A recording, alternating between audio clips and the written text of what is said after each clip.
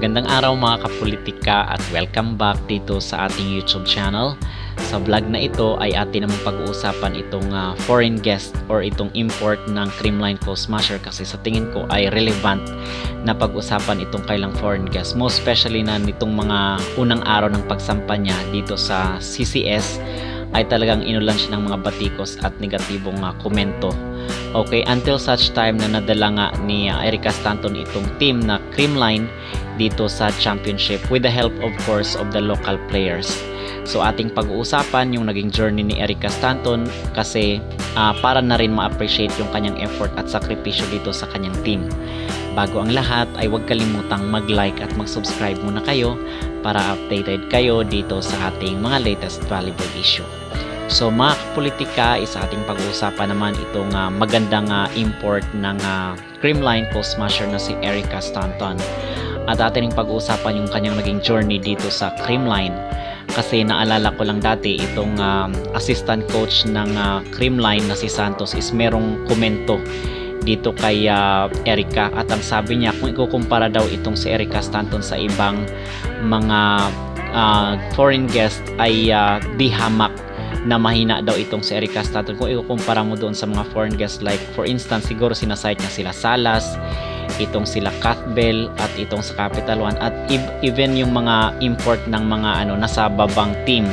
So siguro kinukumpara niya doon at inulan siya ng mga batikos to na dapat is tumahimik na lang siya at hindi na lang siya nagbigay ng komentary dito dito sa kanilang import.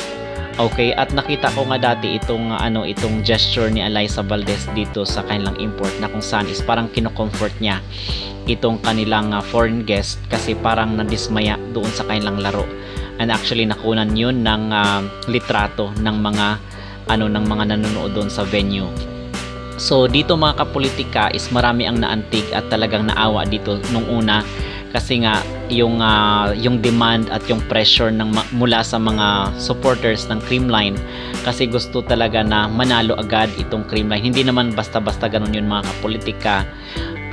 Merong kumbaga proseso. So maybe nasa adjustment period pa itong si Erica Stanton that time kung kaya natalo sila dito kontra sa PLDT.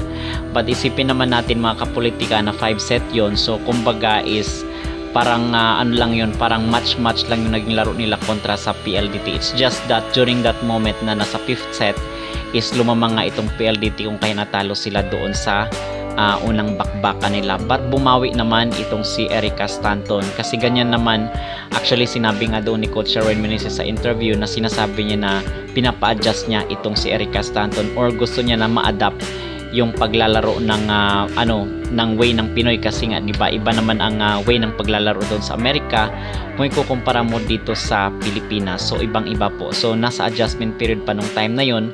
Kumbaga ang gusto ng mga Filipino supporters, especially itong mga supporters ng Creamline ay panalo kaagad. So hindi naman ganoon, merong process 'yan kumbaga.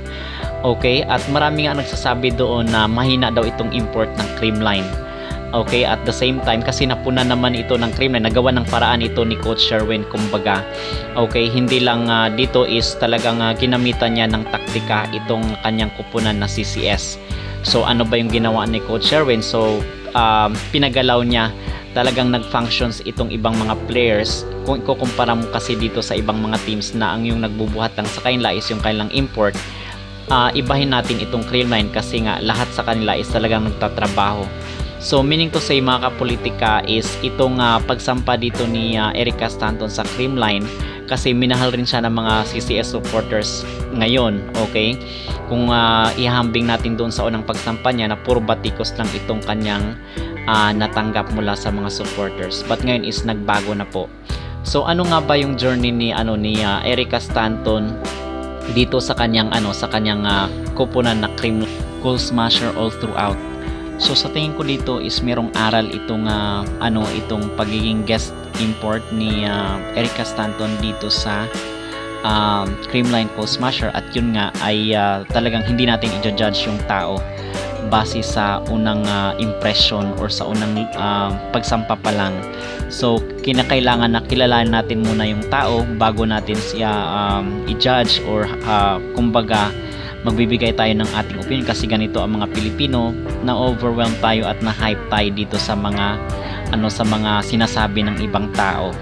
Okay, which is napatunayan naman ni Erica Stanton na hindi niya deserve yung ganong mga masasakit na pananalita ng mga Pilipino against her. Okay?